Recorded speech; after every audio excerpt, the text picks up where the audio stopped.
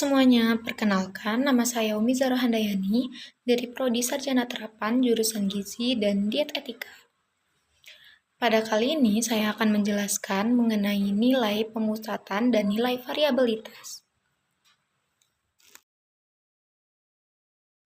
Yang pertama ada nilai pemusatan. Nilai pemusatan adalah ukuran yang menunjukkan titik pusat atau rata-rata dari sekumpulan data, sehingga bisa mewakili keseluruhan data.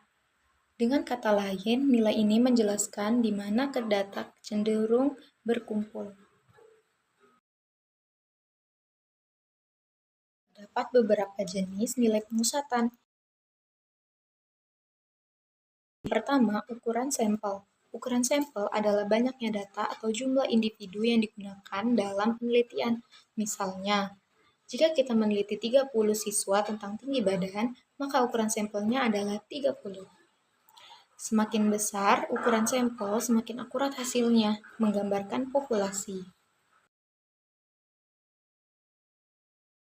Yang kedua, nilai tengah. Nilai tengah terbagi menjadi dua. Yang pertama, nilai tengah kelas. Nilai tengah kelas jika berada dalam bentuk tabel distribusi adalah angka yang berada di tengah-tengah, batas bawah, dan batas atas suatu kelas interval. Yang kedua, mid-range, yaitu rata-rata dari data terbesar dan data terkecil. Yang ketiga, mean atau rata-rata. Mean adalah jumlah seluruh data dibagi dengan banyaknya data. Mean menggambarkan nilai rata-rata umum. Yang keempat, median atau nilai tengah. Median adalah nilai tengah dari data yang sudah diurutkan. Jika jumlah data ganjil, maka median adalah data di posisi tengah. Jika jumlah data genap, median adalah rata-rata dua data di tengah. Yang kelima adalah modus. Modus adalah nilai yang paling sering muncul. Bisa ada satu modus, dua modus, atau lebih. Modus cocok untuk semua jenis data. Data kategori seperti warna, jenis makanan, atau jenis kelamin. 6. Sifat nilai tengah. Mean, median, dan modus sering digunakan untuk mewakili data. Mean menggunakan semua data, median menekankan posisi tengah, modus menekankan frekuensi tertinggi. Kalau data simetris, ketiganya sama. Kalau data cenderung ke kanan, mean lebih besar daripada median. Kalau data cenderung ke kiri, mean lebih kecil daripada median. Yang ketujuh, nilai posisi. Nilai posisi adalah ukuran yang menunjukkan letak data tertentu dalam suatu kumpulan data. Kuartil membagi data menjadi 4 bagian sama besar. Desil membagi data menjadi 10 bagian sama besar. Persentil membagi data menjadi 100 bagian sama besar. Ada nilai variabilitas. Nilai variabilitas adalah ukuran yang menunjukkan tingkat penyebaran atau keragaman data dari nilai pusatnya. Jadi, bukan hanya tahu titik tengah, tetapi juga seberapa jauh data menyebar. Terdapat beberapa jenis nilai variabilitas. Yang pertama, rata-rata simpangan. Rata-rata simpangan adalah cara sederhana untuk menggambarkan jarak rata-rata setiap nilai terhadap pusat data. Misalnya, rata-rata nilai ujian adalah 70. Kalau banyak siswa yang nilainya mendekati 70, rata-rata simpangannya kecil. Tapi, jika banyak siswa yang nilainya jauh, seperti ada yang 40, 30, dan ada yang 100, maka rata-rata simpangannya besar. Kedua adalah varians. Varians adalah menggambarkan seberapa besar variasi keseluruhan data dengan menekankan perbedaan yang besar.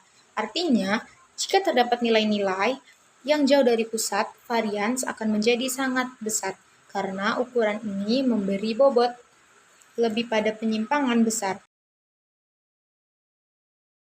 Yang ketiga, standar deviasi. Standar deviasi adalah ukuran serupa tujuan dengan varians, tetapi disesuaikan agar satuan ukurannya sama dengan data asli, sehingga lebih mudah diinterpretasikan sebagai jarak rata-rata dari pusat.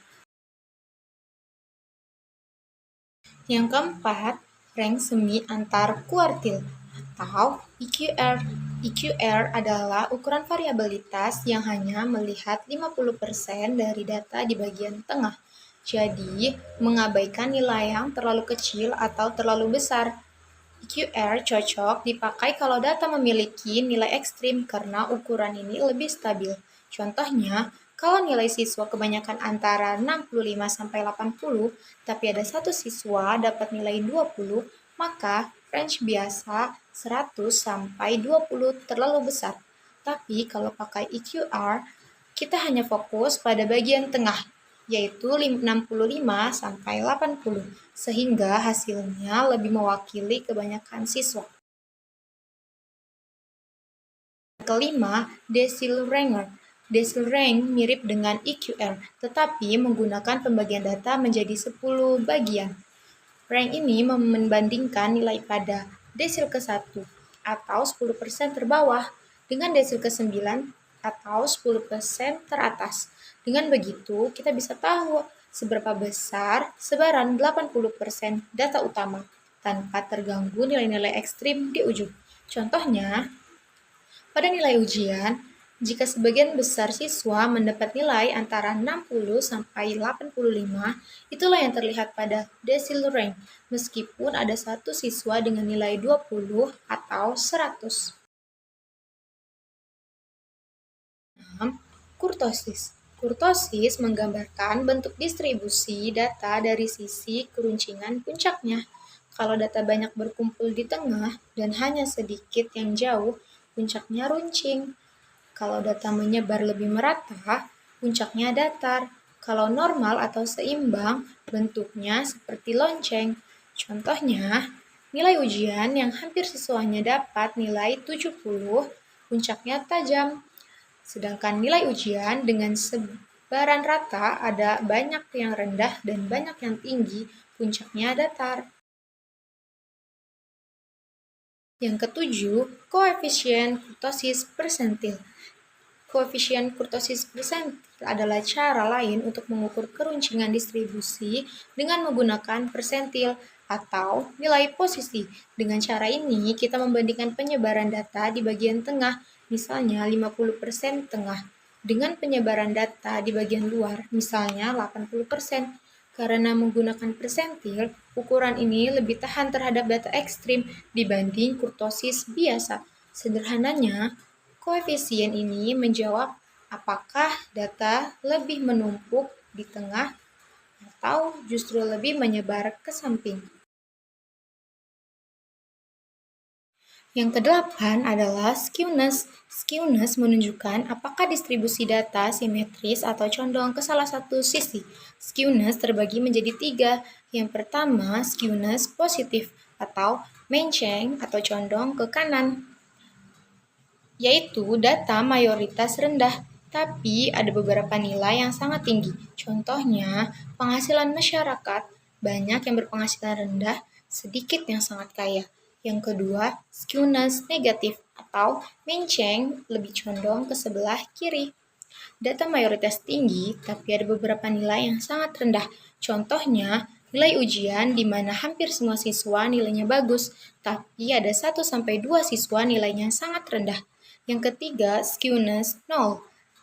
Data seimbang, bentuknya normal seperti lonceng. Contohnya, tinggi badan orang dewasa dalam populasi besar. Kesimpulannya, nilai pemusatan digunakan untuk mengetahui titik tengah atau nilai yang mewakili sekumpulan data. Sedangkan nilai variabilitas digunakan untuk melihat seberapa jauh data itu menyebar atau bervariasi. Jadi, nilai pemusatan memberi gambaran umum, sedangkan nilai variabilitas menjelaskan keragaman dan pola penyebaran data agar analisis lebih lengkap dan akurat. Demikian penjelasan mengenai nilai pemusatan dan nilai variabilitas. Mohon maaf bila ada salah-salah kata dan salah dalam penyampaian materi. Terima kasih.